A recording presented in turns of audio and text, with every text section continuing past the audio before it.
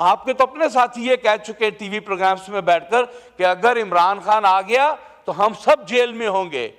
आप डरते हैं इमरान खान से, आपको इमरान खान का खौफ है, इसलिए आप इमरान खान की आवाज को दबाने के लिए हर मुमकिन कोशिश करते हैं। लेकिन जनाब, मैंने जिस दिन मैंने बना, मैं शहरियार अफरीदी के पास आया, मैंने कहा शहरियार अफरीदी मुझे तुम एक बात का जवाब दो। उसने कहा क्या? ये मैं फ्लोर ऑफ द हाउस पे बात कह रहा हूं। मैंने कहा तुमने सनावला पे पर्चा क्यों दिया? तुमने क्यों इस पे झूठा मुकदमा बनाया? मेरे मुखालिफ है, सियासी मुखालिफ हैं, एहतराम अपनी जगह पे। शहरियार अफरीदी मुझे कहता डॉक्टर साहब उठें, मैंने आपसे यहां नहीं बात करनी, बाहर आए। हम दोनों उठे, शहरियार अफरीदी गया, इसने वजू किया और कुरान शरीफ मेरे सामने रखा और कुरान शरीफ सामने रखकर हाथ रखकर कहा कि यह मुकदमा मैंने नहीं दिया। जनाब स्पीकर, NA 100 का MNA अपने मुखालिफ सनावला का आज इस फ्लोर ऑफ द हाउस पे मैं कहता हूं कि यह हकायक सामने लेकर आए। कौन था जिसने इन पर FIR दी? कौन था वो जिसने इनको जेल में डाला? कौन था जिसने इनके साथ ज्यादती की थी? ये हकायक मैं समझता हूं कि आज जो हम पे गोली चली है वो पाकिस्तान तहरीके इंसाफ की वजह से चली है। सबसे पहले तो मैं आपको आज अप्रिशिएट करूंगा कि आपने बहुत अच्छे अंदाज में आज हाउस को जो है वो चलाया है, और मैं रिक्वेस्ट करूंगा कि डिप्टी स्पीकर साहब से भी आप रिक्वेस्ट करें वो जरा हमसे प्यार मोहब्बत से पेश आया करें। पक्के हो जाए।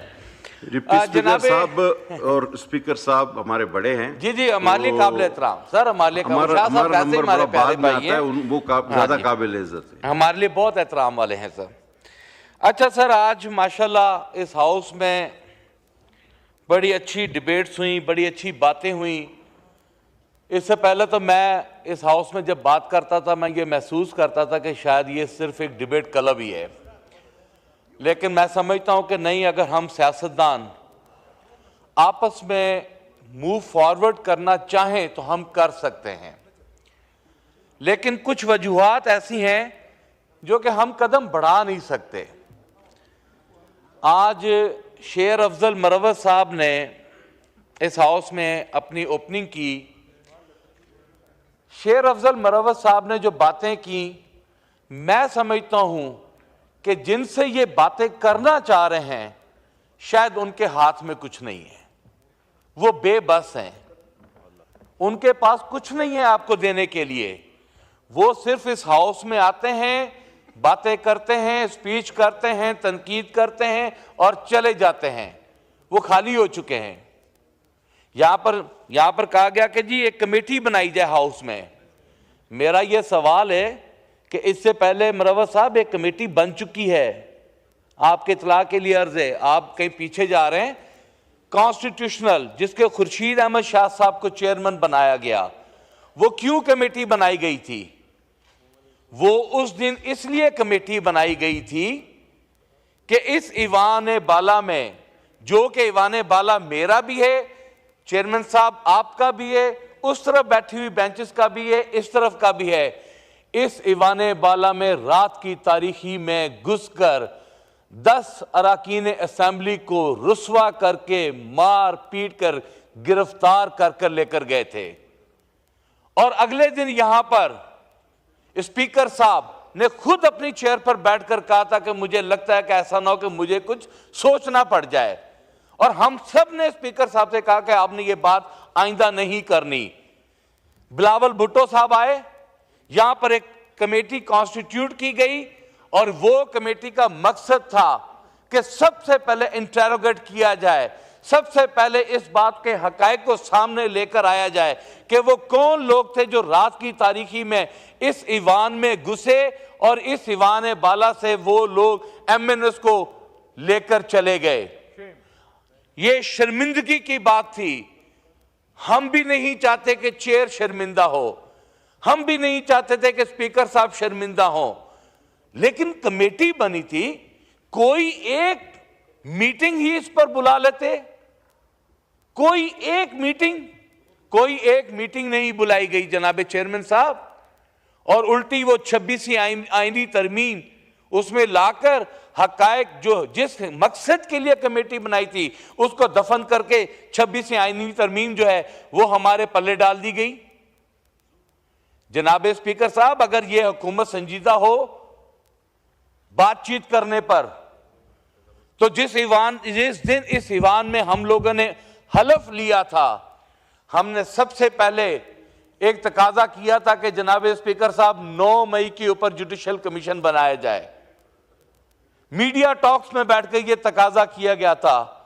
इस ईवान में बैठे हुए तमाम सरकार की जानिब MNA बैठकों को तकाजा किया गया था कि 9 मई जो कि सिर्फ और सिर्फ इस्तेमाल हुई है पॉलिटिकल विक्टिमाइजेशन के लिए, वो इस इलेक्शन में हमारे मुखालफीन को जताने के लिए इस्तेमाल हुई। झूठे मुकदमात बनाए गए, हमारे दोस्तों को इन्वॉल्व किया गया, हमारी फैमिलीज को इन्वॉल्व किया गया, पूरे पंजाब भर में क्रैकडाउन किया गया। सिर्फ और सिर्फ मकसद यह था कि पाकिस्तान तहरीके इंसाफ को इलेक्शन हराया जाए, दहशतगर्द बनाया जाए, दहशतगर्द तंजीम बनाया जाए। लेकिन जनाबे स्पीकर, मैं पाकिस्तान की अवाम का शुक्रिया अदा करता हूं कि इमरान खान ने उन्हें ऐसा शऊर दे दिया है कि उन्होंने बंद डब्बों में जाकर जब मोहरें लगाई और बताया कि 9 मई का आपका बयानिया 8 फरवरी को हमने दफन करके इस ईवान में भेजा। जनाब स्पीकर, इस ईवान में आकर हमें कौन सी इज्जत मिल गई, कौन सी ऐसी तकरीम मिल गई? जब हम बात करते हैं कहते हैं कि जी आपके दौर में यह हुआ, आपके दौर में यह हुआ। यह उस वक्त कहा जाता है जब आगे बढ़ने का आपका मकसद ना हो, क्योंकि आपको तो यह सारा कुछ दिया गया है, आप लेकर नहीं आए। फॉर्म 47 पर हम चीख चीख कर मर गए कि जुडिशल कमीशन बनाए, हमारी एक नहीं सुनी गई। 9 मई पर हमारी एक नहीं सुनी गई। जनाब स्पीकर, 26 तारीख को यहां पर गोली चली।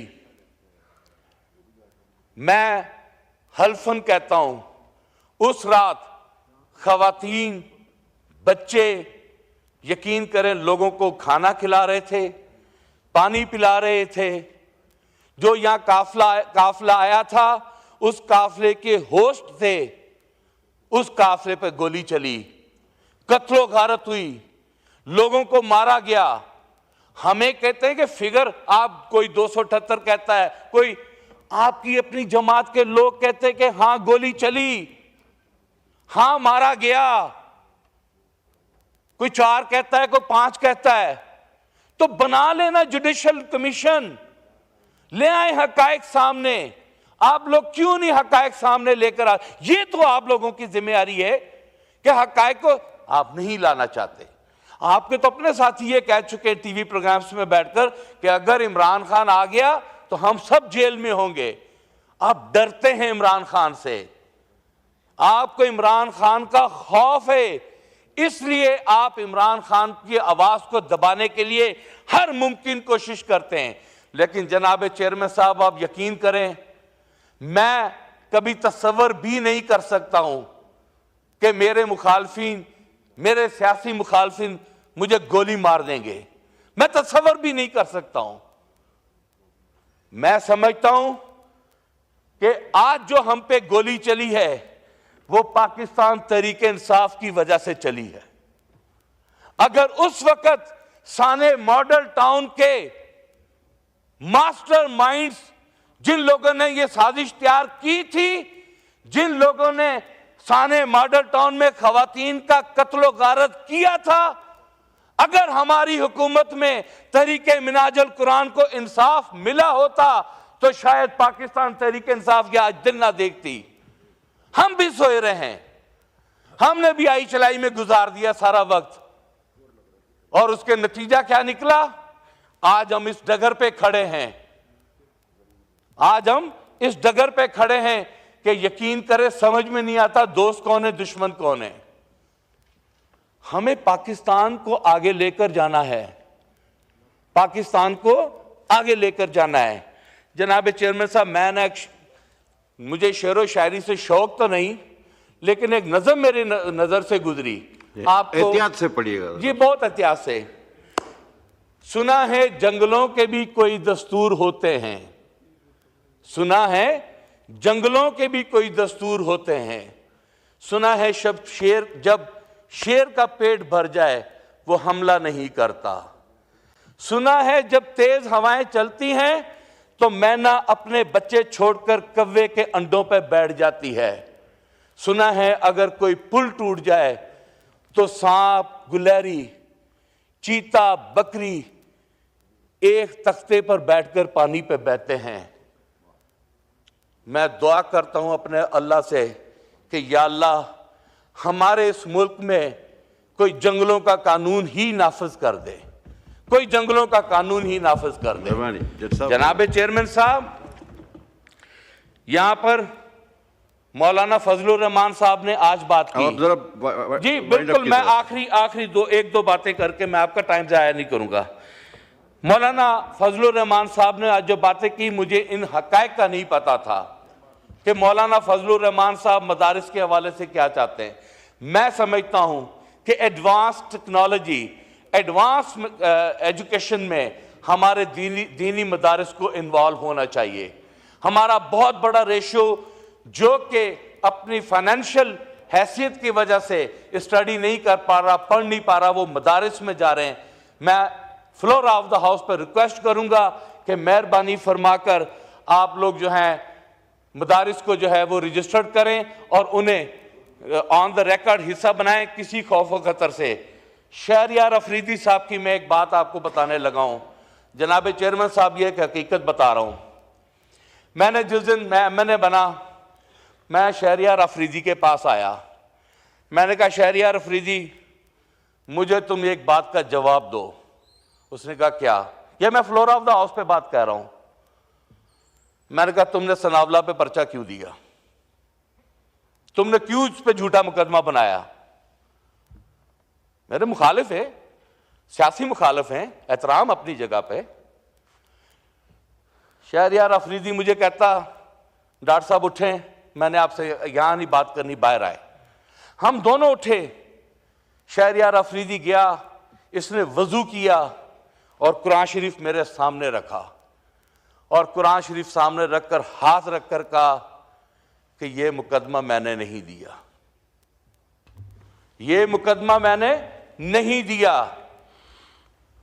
और मुझे यह इतला इमरान खान साहब ने दी और मैंने इमरान खान साहब से पूछा कि आपको कैसे पता चला? उन्होंने कहा, जी मुझे मीडिया सोर्सेज और मुझे टेलीफोन कॉल्स आई कि इस तरह सनावला को गिरफ्तार कर लिया गया है। इसके हकायक मेरे सामने लेकर आए। जनाब स्पीकर, NA 100 का MNA अपने मुखालिफ सनावला का आज इस फ्लोर ऑफ द हाउस पे मैं कहता हूं कि यह हकायक सामने लेकर आए। कौन था जिसने इन पर FIR दी? कौन था वो जिसने इनको जेल में डाला?